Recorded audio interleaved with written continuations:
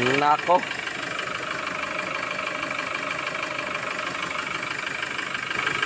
Kaya pa kaya?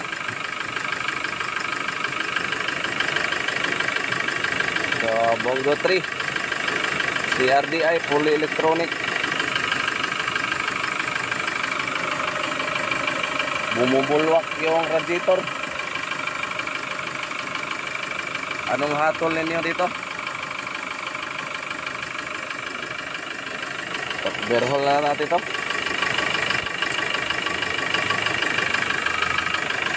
Batay kang bata ka.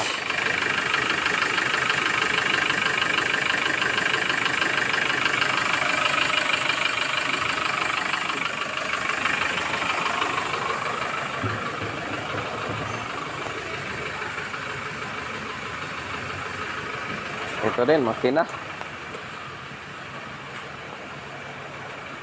D63.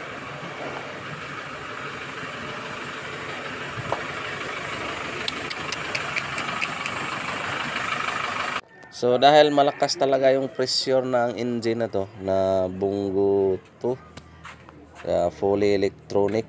Ito, simulan natin yung bakbakan.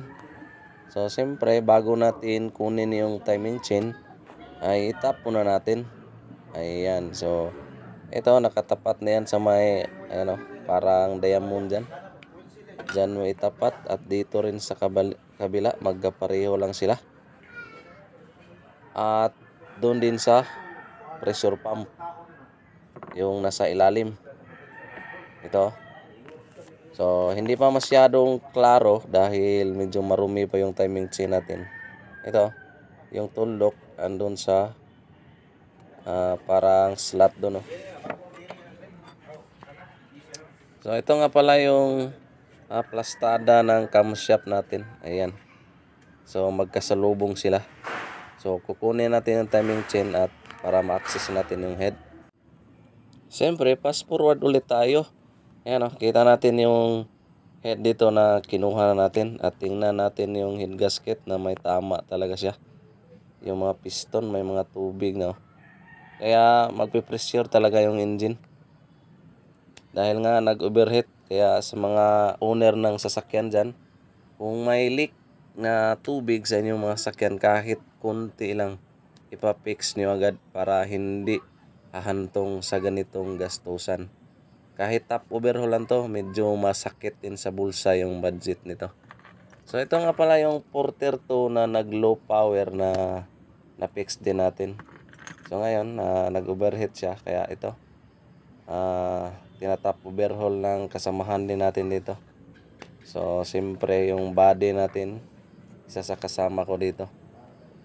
Ayan, so yung ibang parts ay siyempre itabi muna natin dito sa likod para malinisan natin.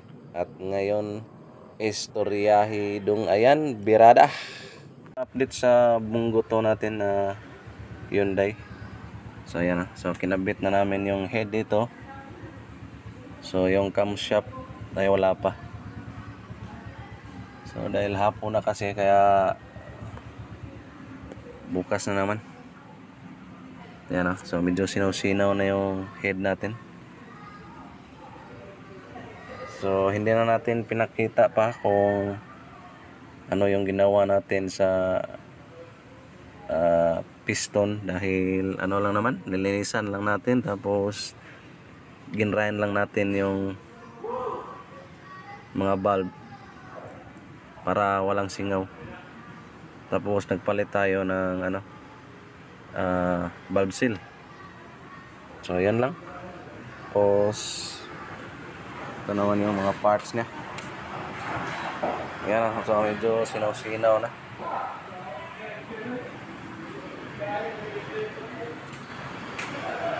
So update na lang tayo pag aandar na to.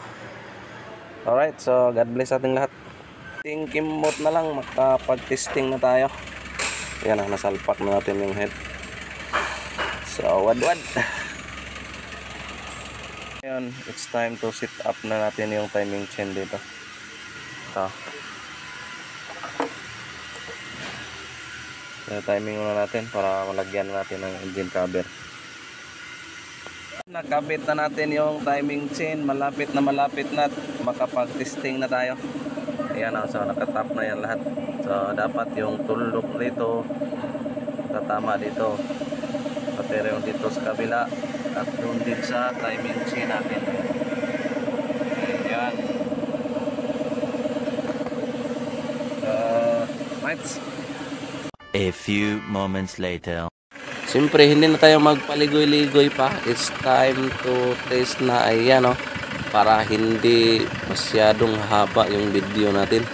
So, pinaandar natin at pinakita natin sa inyo na wala na talagang bubbles dyan or bumubula ba. So, ibig sabihin ay sureball na yung unit natin na na-fix na talaga.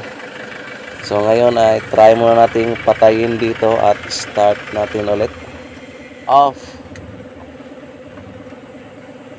Start. Ayos. One click by.